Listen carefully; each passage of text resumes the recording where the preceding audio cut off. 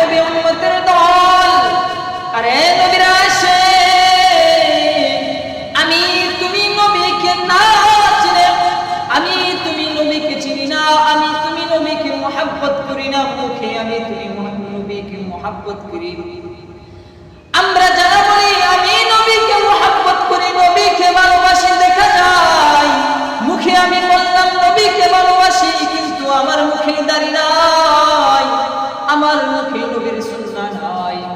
আমি তুমি বলি নবীকে ভালোবাসি, নবীকে মুহাব্বত করি, কিন্তু নবীর সুন্নাহ আমি মানি না।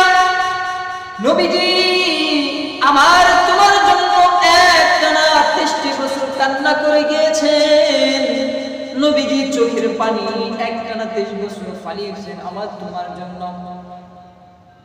নবীজি সাল্লাল্লাহু আলাইহি ওয়াসাল্লাম আমার তোমার জন্য খোদার জানাই 14 দিন খোদার জানাই আমার তোমার জন্য নবীজি নিজের পেটে পাথর মেরেছেন। নবীজি আমার তোমার জন্য দান্দান শহীদ করেছেন।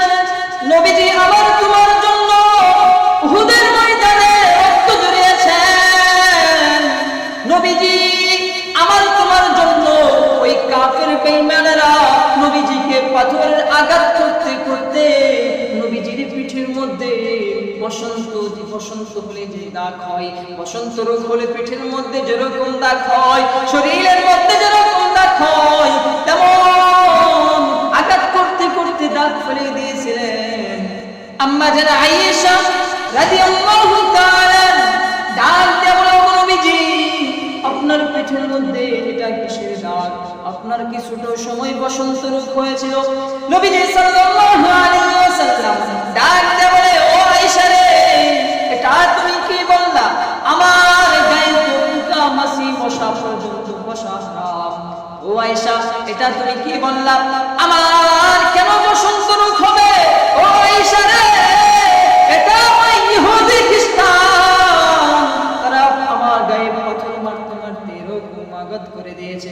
ওরে নবী উম্মতের দল, নবীজি আমার তোমার জন্য রক্ত ঝরাইলো, কিন্তু আমি তুমি নবীকে চিনতে পারলাম না, আমি তুমি নবীকে মুহাব্বত করতে পারলাম না, আমি তুমি নবীকে ভালোবাসতে পারলাম না। নবীজি আমার জন্য পেটে পাথর বাঁধে